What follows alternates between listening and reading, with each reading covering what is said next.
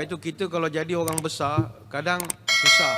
Orang puji kita, orang terlampau hormat pada kita, kita pula kurang pula amalannya, pendinding-pendinding tu kurang.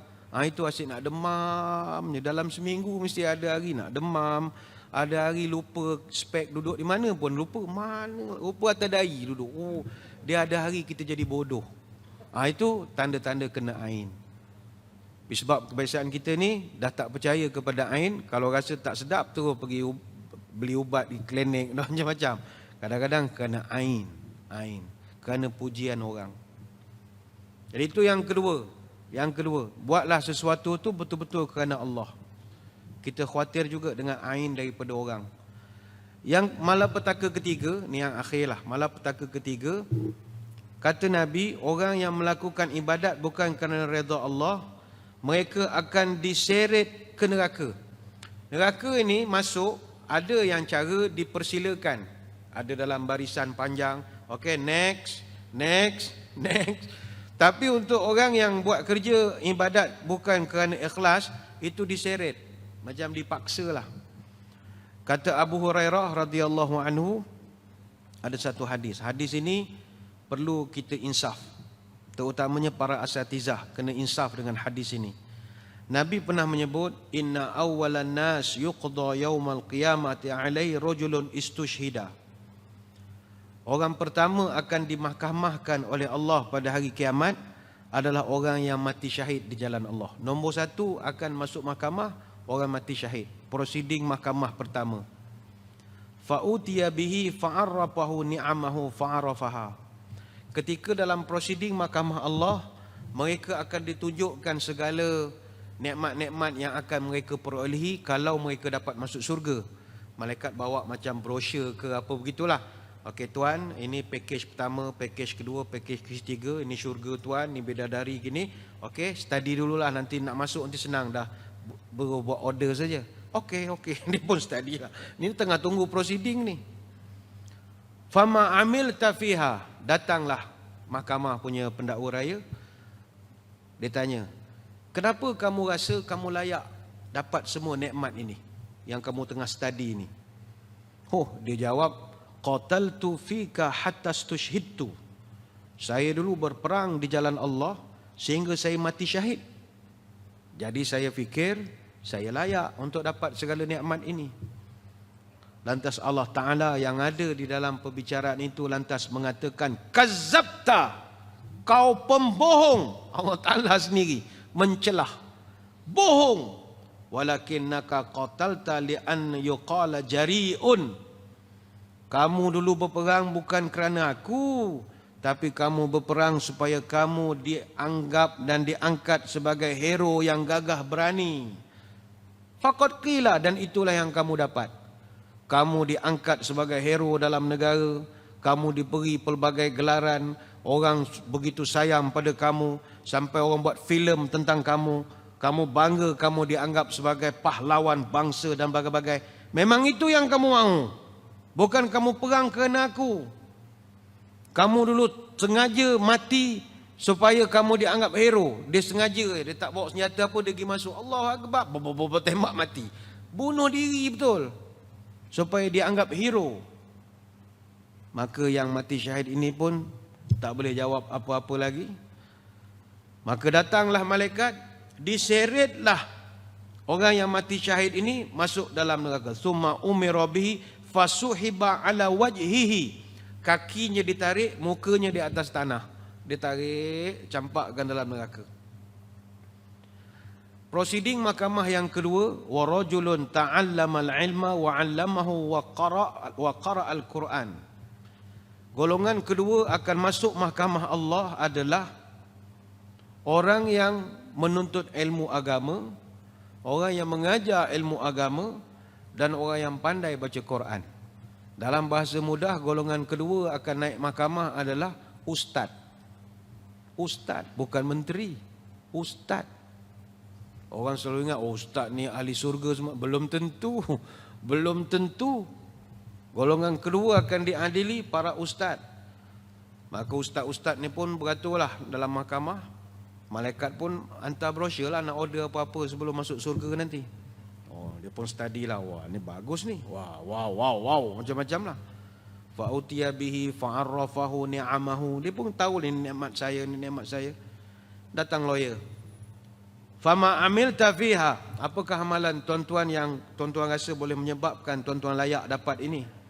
Dijawab oleh ustaz ini, ta'allamtul ilma wa 'allamtuhu wa qara'tu fikal Quran. Kami dulu belajar agama sampai ke Mesir, sampai ke Jordan, sampai ke Morocco, sampai ke pesantren di mana-mana. Kemudian kami balik, kami mengajar pula ilmu-ilmu itu. Kami bacakan kepada masyarakat ayat-ayat Quran fika, kerana Allah. Wah, dijawab oleh asatizah itu. Allah Ta'ala mencelah. Kazabta, kau bohong. Penipu semua ini, kata Allah Ta'ala. Ini semua menipu, kata Allah Ta'ala. Walakinnaka ta'allamtal ilma liyuqal. Tapi kamu dulu belajar agama, belajar ilmu untuk kamu digelarkan alimun, supaya digelarkan orang alim. Kamu mahu kamu digelarkan santri dan orang alim. Wa qara'tal Qur'an liyuqal huwa qari. Dan kamu membaca Quran dulu supaya kamu disanjung sebagai qari yang terkenal. Faqad qila, dan kamu dapat gelaran itu. Segala puji-pujian daripada masyarakat kamu dapat. Kenapa kamu kata kamu beramal kerana aku? Sedangkan kamu nak buat dulu kerana populariti, kerana kemasyhuran, kerana mau puji-pujian. Dia anggap alim, dia anggap qari terbaik dan macam-macam. Akhirnya semua ustaz-ustaz tu tak boleh jawab. Summa umira bihi fasuhiba ala wajhi hatta alqiya finnar. Malaikat datang, tarik kaki, seret di atas kepala, campak ke dalam neraka. Yang kedua ustaz. Baik tu hati-hatilah beramal bukan kerana Allah. Yang ketiga proceedingnya adalah wa rajulun wassa'allahu alaihi wa atahu min asnafil mali kullihi fa utiya bihi fa'arafa ni'amahu fa'arafaha. Golongan ketiga adalah orang-orang yang kaya, yang diberi kelapangan rezeki oleh Allah. Mereka golongan ketiga dihadapkan di hadapan Allah. Orang banyak wang. Ini golongan beruang, kita panggil beruang ya. Datang menghadap Allah. Malaikat pun datanglah bawa brosur bagai-bagai. Maka datang pula malaikat yang peguam ni bertanya, fama amilta fiha. Baik, boleh explain apa sebab you layak, you deserve untuk dapat benda ini?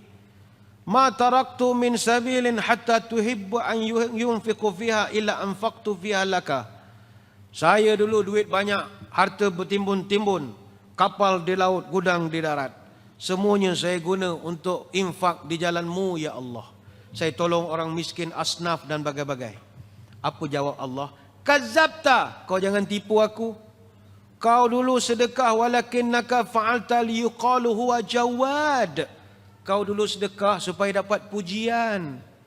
Orang mengkagumi, oi bagusnya dia ni pergi tolong gelandangan, tolong street dakwah. Wah bagusnya dia ni, supaya kau dipuji, dapat follower, dapat macam-macam top fan. Faqad qila, dan kau dapat. Summa umira bihi fasuhiba ala wajhi summa ulqiya finnar. Sekali lagi dia diseret di atas tanah dan dicampakkan dalam neraka. Ini hadis riwayat Imam Muslim dan juga An-Nasa'i, disahihkan oleh Al-Hakim dan dipersetujui oleh Imam Adz-Dzahabi. Dalam satu riwayat daripada Tirmizi dan Ibn Khuzaimah, tatkala Muawiyah radhiyallahu anhu mendengar hadis ini, beliau berkata, hukuman ini telah pun berlaku ke atas mereka, lalu bagaimanakah kita nanti? Kemudian dia menangis teresak-esak. Selepas dia sedar, dia pun bertanya, orang tanya dia, kenapa tuan menangis? Kata dia, aku terus teringat kepada firman Allah, ulaika allazina laisa lahum fil akhirati illa an-nar wa habita ma sana'u fiha wa batilum ma kanu ya'malun. Itulah orang-orang yang tidak mendapat apa-apa pun pada hari kiamat. Telah lenyap segala yang mereka usahakan di dunia. Sia-sialah apa yang mereka kerjakan selama ini. Surah Hud ayat 16. Kita mohon jauh daripada Allah. Janganlah jadi golongan yang semasa hari kiamat nanti, segala penat lelah ibadah kita di dunia tidak dipandang sedikit pun oleh Allah. Kerana kesilapan teknikal satu saja, kita tidak buat itu kerana mencari redha Allah. Marilah kita menanam azam, melaksanakan semua ibadah bukan kerana pahala tapi kerana redha Allah. Ya Allah, redalah pertemuan kami ini, redalah apa yang kami lakukan selama ini. Sekadar itu sembang-sembang pada kesempatan pagi ini, saya mengucapkan ribuan terima kasih di atas undangan. Mohon maaf sebarang kekurangan. Moga-moga bertemu pada lain-lain kesempatan. Sekiranya tidak keberatan disebabkan kita berada pada waktu duha, marilah sama-sama kita berdoa pada waktu duha yang penuh barakah ini. Moga majlis kita diberkati ilahi. A'udzubillahi minasyaitonirrajim. Bismillahirrahmanirrahim.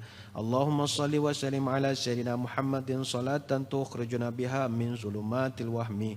Allahumma inna ad-duha duhauka wal bahaa bahauka wal jamalu jamaluka wal quwwata quwwatuka wal qudrata qudratuka wal ismata ismatuka. Allahumma in kana rizqina fis samai fa anzilhu wa in kana fil ardi fa akhrijhu wa in kana mu'siran fayassirhu wa in kana haraman fatahhirhu wa in kana ba'idan faqarribhu bihaqqi duhaika wa bahaika wa jamalika wa quwwatika wa qudratik atina ma ataita ibadika salihin.